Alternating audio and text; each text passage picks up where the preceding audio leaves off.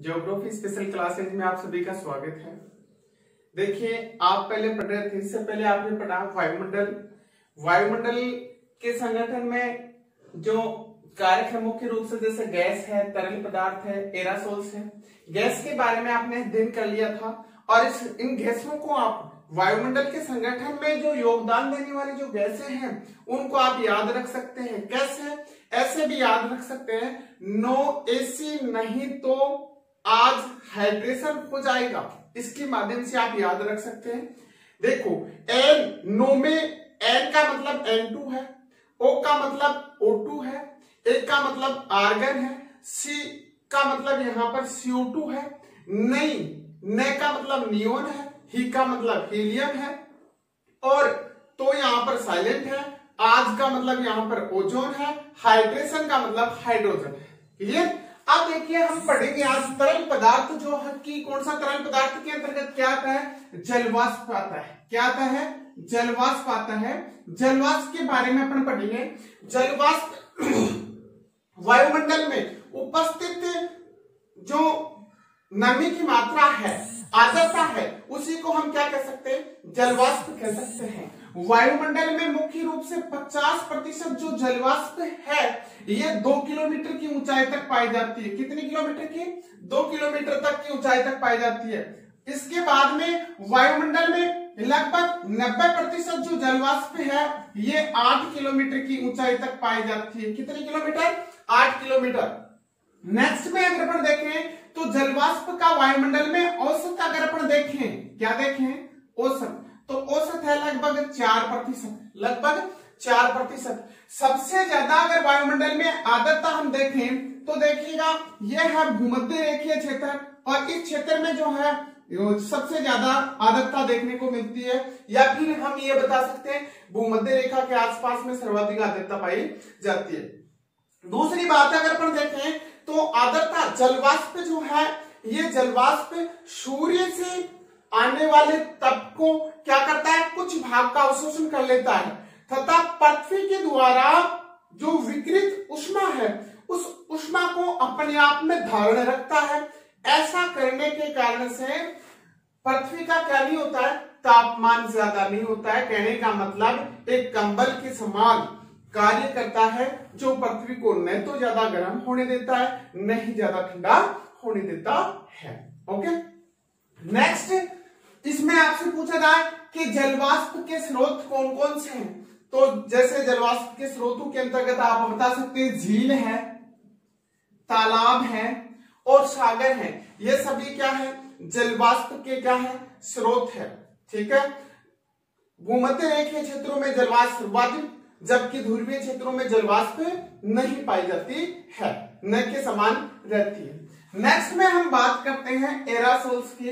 तो एरासोल्स के अंतर्गत आने वाले जो जिसको हम बोल सकते हैं ठोस पदार्थ, क्या बोल सकते हैं? ठोस पदार्थ। और इनमें आते हैं जैसे नमक कण, नमक के कण आते हैं, धुआं के कण आते हैं, राख के कण आते हैं, कालिमा इसी के अंतर्गत आती है, और हिमकण इन्हीं में आते हैं, हिमकण।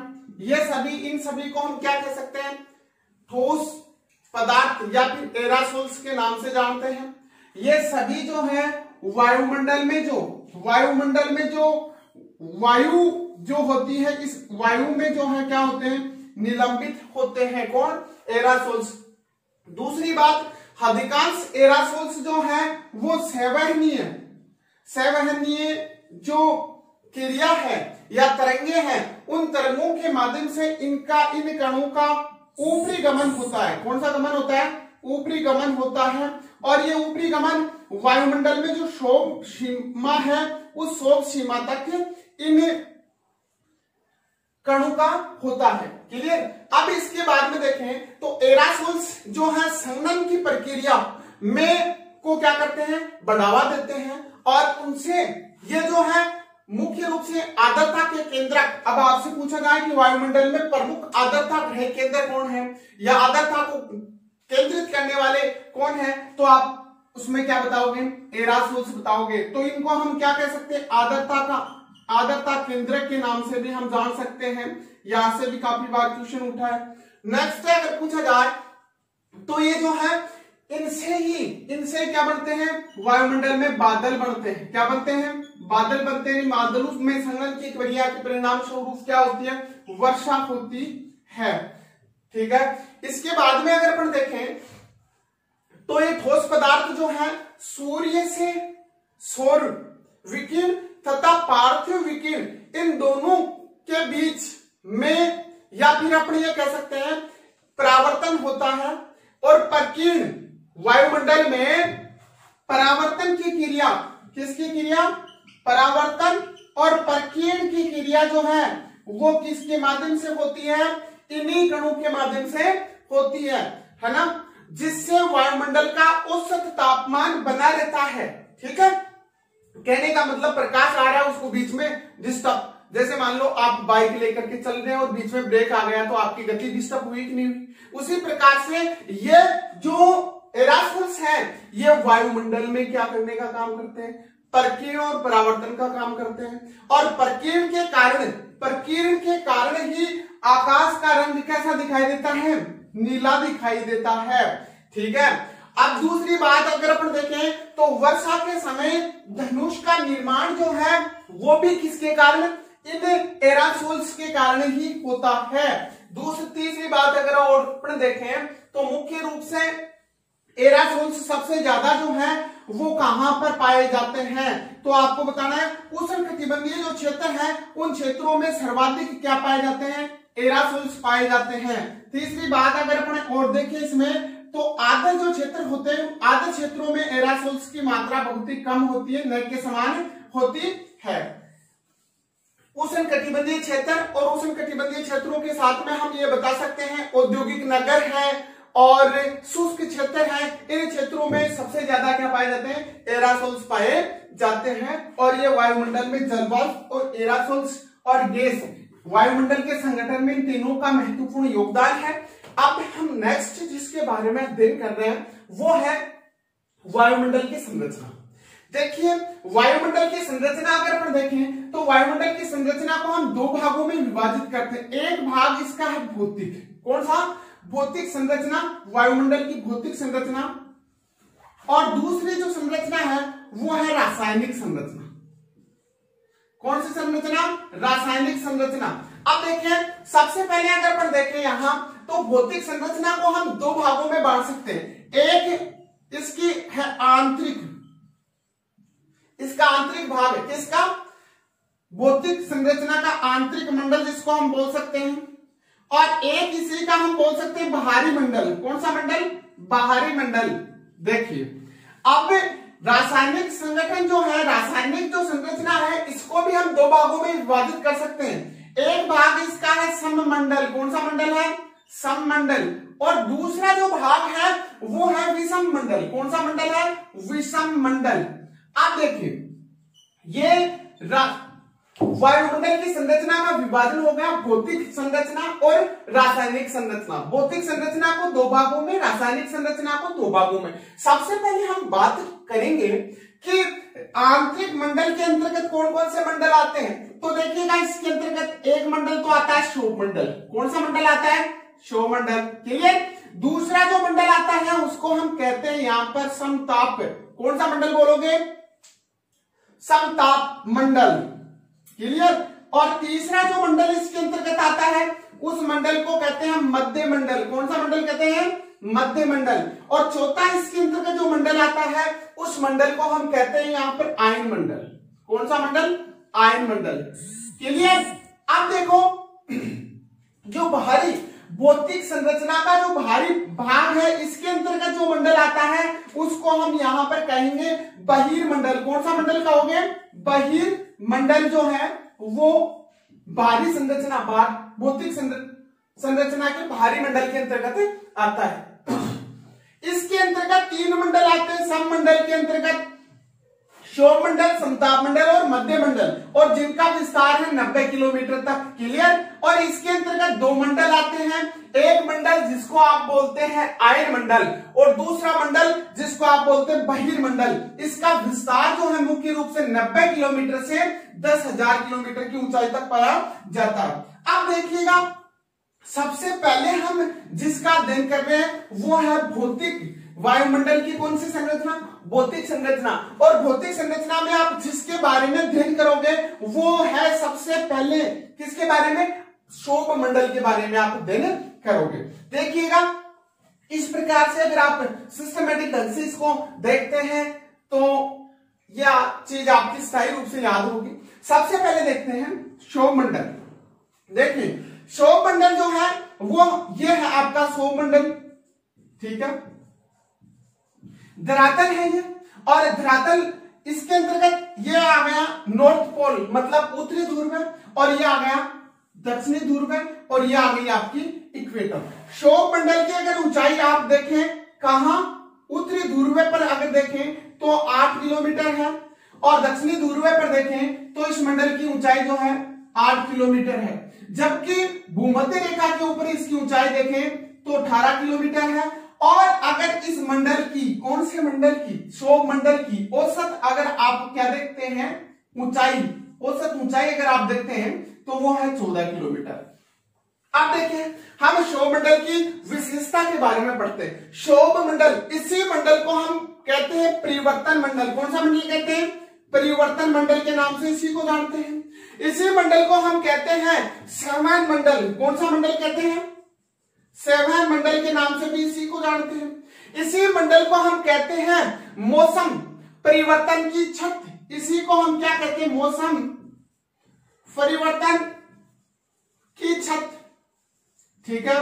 अब अगर आगे अपनी इसकी विशेषता देखें तो जलवायु से संबंधित जितनी भी परिघटनाएं हैं वो सभी घटनाएं इसी के अंतर्गत होती हैं। जैसे बादल का बनना, वर्षा का होना, तापमान, एरासोल्स, विभिन्न प्रकार की भारी गैसों का, यह सभी जो है वो कहां पर पाई जाती है, क्षोभ मंडल में पाई जाती है। किसमें पाई जाती है, क्षोभ मंडल में पाई जाती है। धूल कण है, जलवाष्प है, सबसे अधिक इसी मंडल में इस पाई जाती है, सबसे अधिक मात्रा पाई जाती है।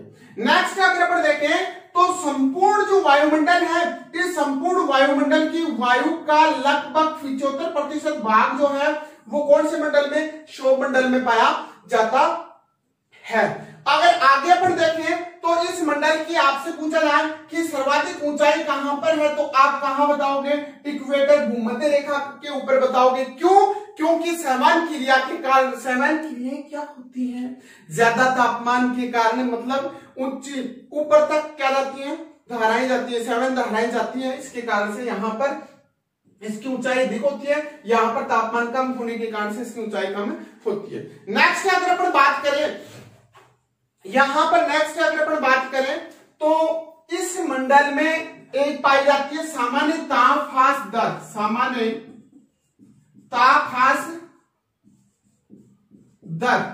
अब देखो ये क्या है, यहां से काफी बार क्वेश्चन उठा है। सामान्य तापहास दर क्या है, कहने का मतलब क्या है, क्षोभ मंडल में अगर अपन धरातल से, कहां से, धरातल से 165 मीटर की ऊंचाई पर अगर अपन जाते हैं तो यहाँ पर तापमान जो है वो 1 डिग्री सेल्सियस क्या हो जाता है, कम हो जाता है, कमी आती है, ठीक है। इसके साथ में अगर अपन इसी के साथ में अगर अपन लगभग 1000 फीट की ऊंचाई पर, कितनी, 1000 फीट की ऊंचाई पर अगर अपन जाते हैं तो 3.6 फारेनहाइट तापमान की क्या आती है, कमी आती है। जबकि अपन 1000 मीटर की ऊंचाई पर जब जाते हैं, यहां से जब 1000 मीटर की ऊंचाई पर हम चले जाते हैं, 1000 मीटर की ऊंचाई पर, तो यहां पर 6.5 डिग्री सेल्सियस, 6.5 डिग्री सेल्सियस तापमान की क्या आती है, कमी आती है। और इस दर को ही हम कहते हैं सामान्य तापहास दर, ठीक है। और क्लियर, इस बात को आप ध्यान रखें, तीनों चीज जो है ये आप इनको कंटेस्ट रखें। इसके बाद में अगर अपन देखें तो इस मंडल में ध्रुवों के ऊपर, ये जो ध्रुव है यहां पर, इस ध्रुवों के ऊपर, उत्तरी ध्रुव और दक्षिणी ध्रुव के ऊपर अपन देखें तो तापमान जो है वो पाया जाता है माइनस 45 डिग्री सेल्सियस, और दक्षिणी ध्रुव पर भी -45 डिग्री सेल्सियस तापमान पाया जाता है। जबकि भूमध्य रेखा के ऊपर अगर देखोगे तो यहां पर तापमान पाया जाता है -80 डिग्री सेल्सियस। कितना डिग्री सेल्सियस? 80 degree Celsius. दूसरी बात अगर आप देखें तो इस मंडल के ऊपरी क्षेत्र, इस मंडल की अंतिम जो ऊपरी सीमा है उस सीमा को हम कहते हैं क्या? क्षोभ सीमा। क्षोभ सीमा के नाम से हम जानते हैं, या फिर जिसको हम बोल सकते हैं ट्रोपोस्फियर। क्या नाम से जान सकते हैं? ट्रोपोस्फियर। ठीक है, ट्रोपोस्फियर के जस्ट ऊपर क्या चलते हैं? जेट यान चलते हैं, वायुयान चलते हैं। दूसरी बात आपने कभी पढ़ा होगा, क्या पढ़ा होगा? आपने पढ़ा होगा वायुमंडल में ऊपरी परिसंचरण। ऊपरी परिसंचरण मतलब जेट पौने, है ना? वो जेट पौने यहीं पर चला करती है इस प्रकार से। क्लियर? क्षोभ सीमा क्या है? क्षोभ सीमा को हम ट्रोपोपाज के नाम से या ट्रोपोस्फीयर के नाम से जानते हैं। इसकी मोटाई 1.5 किलोमीटर है। कितनी किलोमीटर है? क्षोभ सीमा ये है क्षोभ सीमा, और इसकी मोटाई जो है 1.5 किलोमीटर मतलब 1.5 किलोमीटर है। ये समताप मंडल और क्षोभ मंडल दोनों मंडलों के मध्य का संक्रमण क्षेत्र है। क्या है? संक्रमण क्षेत्र है। ठीक है, क्षोभ मंडल क्लियर हो गया। अब हम आगे देखते हैं, वो आगे देख रहे हैं, वो मंडल है आपका कौन सा मंडल है? समताप मंडल है। समताप मंडल। समताप मंडल की अगर अपन बात करें तो इस मंडल का विस्तार क्षोभ सीमा मतलब 20 किलोमीटर से 50 किलोमीटर की ऊंचाई तक इस मंडल का विस्तार है। ठीक है, इसी मंडल की मुख्य विशेषता यह है कि इस मंडल में मुख्य रूप से यहाँ पर एक गैस और जिसको एक परत, जिसको हम बोलते हैं कौन सी परत? ओजोन परत के नाम से जानते हैं। किसके नाम से जानते हैं? ओजोन परत के नाम से जानते हैं। और यह परत वायुमंडल में 20 किलोमीटर से 35 किलोमीटर की ऊंचाई पर पाई जाती है। यही परत आने वाली किससे आती है? सूर्य से आती है पराबैंगनी किरणें। उन किरणों का अवशोषण करती है और धरातल के ऊपर उनको पहुंचने से रोकती है।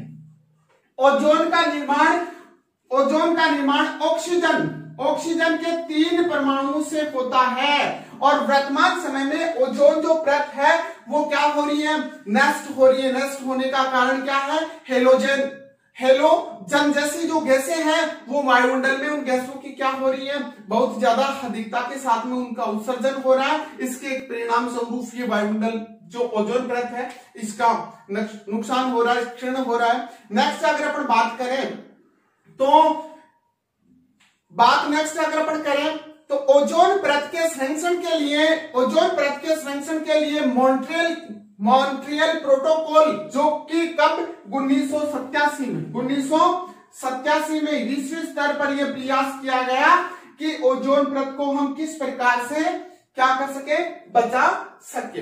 अब नेक्स्ट अगर अपन बात करें आगे तो समताप मंडल और मध्य मंडल के मध्य जो सीमा है, इस सीमा को हम स्ट्रेटोपोज के नाम से जान सकते हैं। किसके नाम से जान सकते हैं? स्ट्रेटोपोज या स्ट्रेटोपास के नाम से जान सकते हैं, या इसी को बोलोगे आप समताप सीमा। और ये सीमा जो है वो है 5 किलोमीटर। कितनी मोटी है?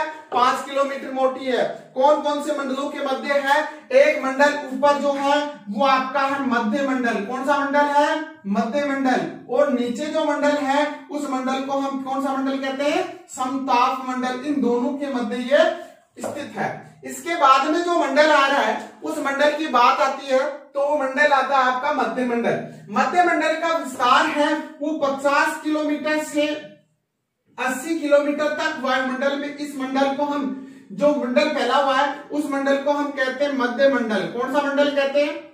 मध्य मंडल। इस मंडल की मुख्य विशेषता यह है कि इस मंडल में तापमान में तेजी से क्या आती है?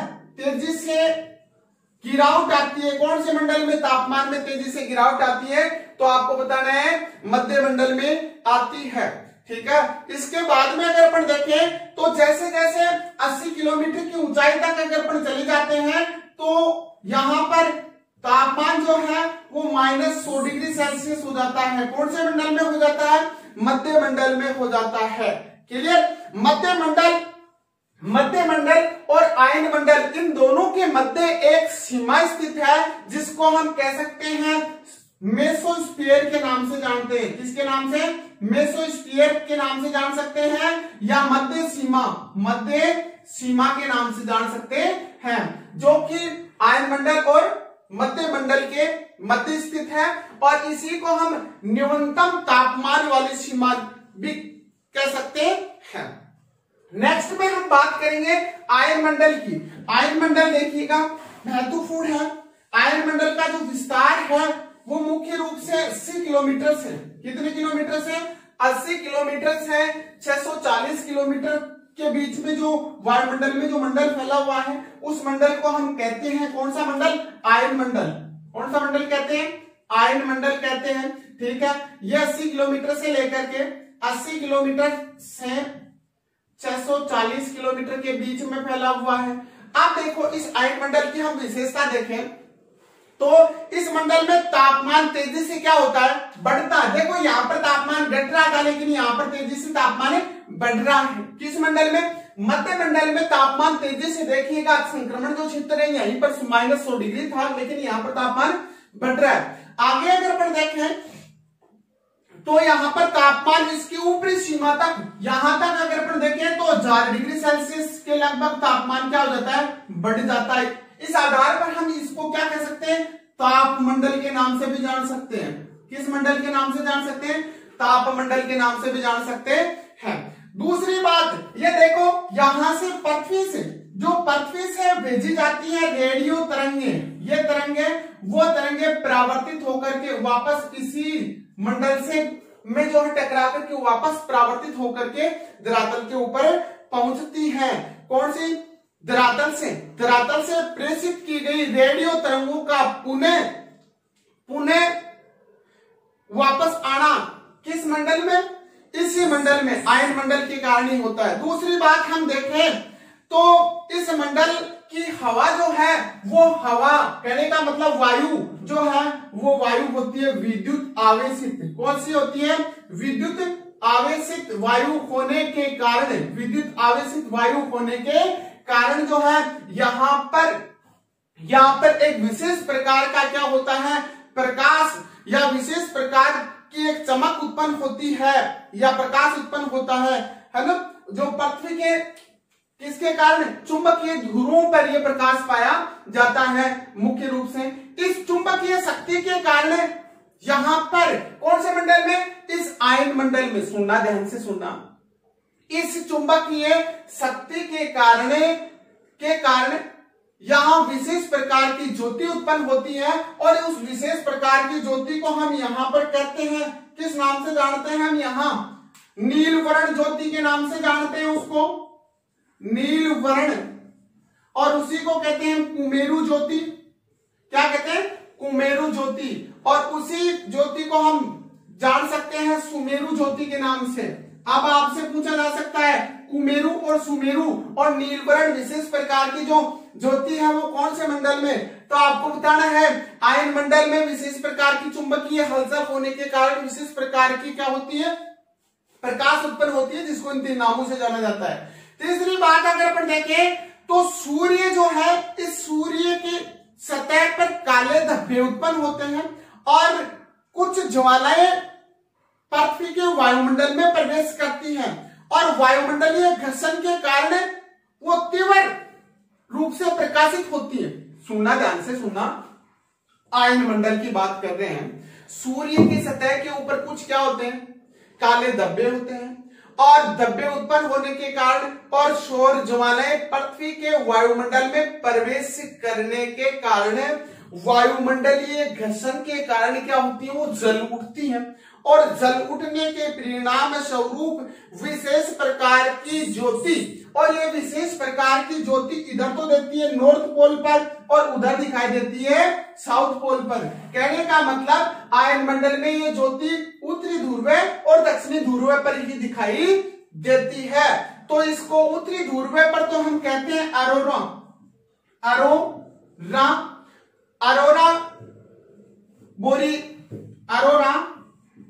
बोरियालिस के नाम से जानते हैं हम। कहा? उत्तरी ध्रुव पर, जबकि दक्षिणी ध्रुव पर इसको कहते हैं अरोरा ऑस्ट्रेलिस। उत्तरी ध्रुव पर इस ज्योति को कहते हैं अरोरा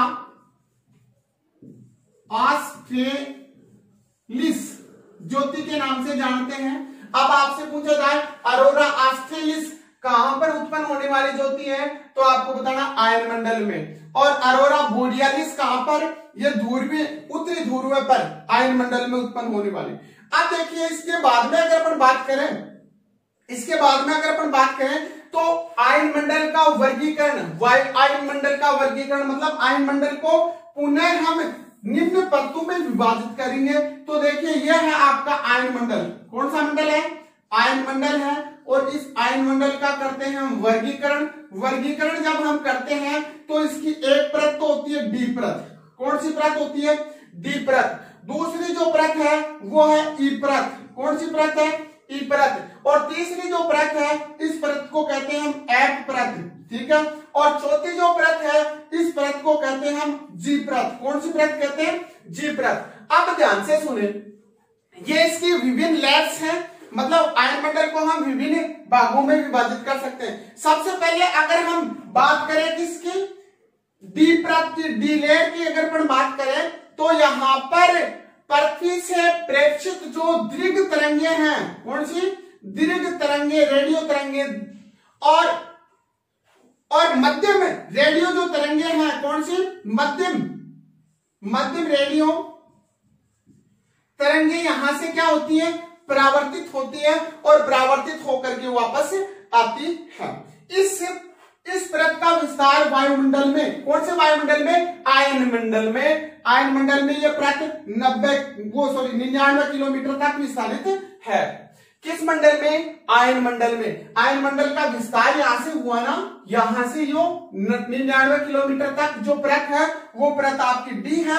यहाँ पर दीर्घ और मध्यम रेडियो तरंगे परावर्तित होती हैं। यहां से काफी बार फर्स्ट ग्रेड में भी क्वेश्चन उठा है। नेक्स्ट अगर अपन बात करें ई परत की, तो ई परत जो है ये डी परत के ऊपर है। डी परत का मतलब 99 किलोमीटर से ऊपर जो परत है, इस परत को हमने किस नाम से जाना?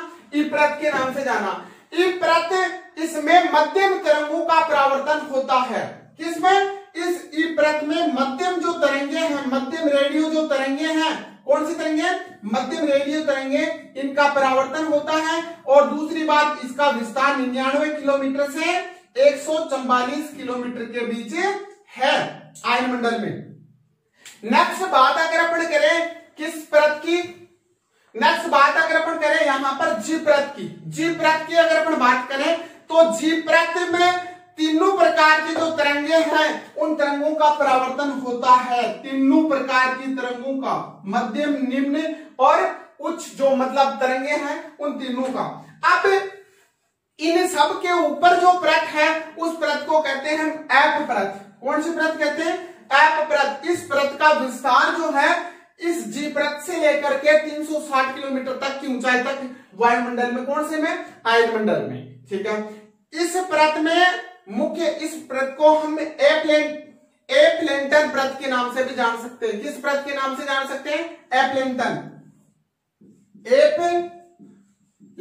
परत के नाम से भी इसको जान सकते हैं। तीसरी बात यह है कि यह आयन मंडल में सबसे ऊपर होती है। नेक्स्ट अगर अपन बात करें तो यहां पर उच्च आवृत्ति की जो एफ परत में उच्च आवृत्ति की जो रेडियो तरंगे होती हैं उन तरंगों का क्या होता है? परावर्तन होता है। क्लियर? अब अगर अपन बात करते हैं तो आपका आता है बहिर्मंडल। कौन सा मंडल आता है? बहिर्मंडल। अगर अपन बहिर्मंडल की बात करें तो बहिर्मंडल 640 किलोमीटर से 10,000 किलोमीटर की ऊंचाई तक, या फिर हम क्या कह सकते हैं, अनंत ऊंचाई तक ये है, ठीक है। यह वायुमंडल की सबसे भारी मतलब सबसे अंतिम परत है और सबसे विरल परत है। इसका विस्तार आपको मैंने 600 से 10,000 तक बताया। दूसरी बात यह है इसकी भारी सीमा का तापमान अगर अपन देखें तो 5,568 किलोमीटर है। यहां पर अगर आते हैं आप तो यहां का तापमान कितना होता है? जिसकी अपन कल्पना नहीं कर सकते। कहने का मतलब यहाँ पर कोई भी वस्तु जो है वो कैसे रूप में नहीं रहेगी, ठोस रूप में नहीं रहेगी। ठीक है। तीसरी बात, इस मंडल में विभिन्न प्रकार की आणविक परतें पाई जाती हैं, जैसे N2, जैसे कौन सी परत, N2, जैसे O2, जैसे He, है ना, और जैसे H2। ये विभिन्न प्रकार की आणविक, जैसे नाइट्रोजन आणविक, ऑक्सीजन आणविक, हीलियम आणविक और हाइड्रोजन आणविक, इस प्रकार की विभिन्न आणविक परतें पाई जाती हैं। बात क्लियर। देखो मैंने यह बताया आपको।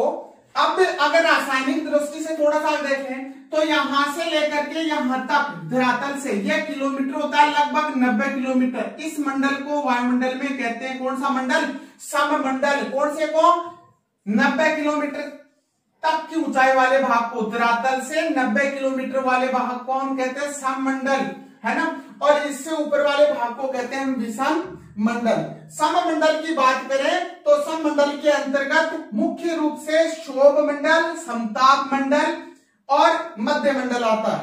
क्लियर।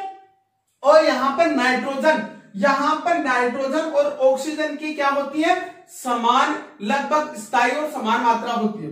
अब अगर अपन विषम मंडल की बात करें तो विषम मंडल का विस्तार वायुमंडल में 90 किलोमीटर से, कितने किलोमीटर से, 90 किलोमीटर से ऊपर जो है वो पूरा का पूरा विषम मंडल है।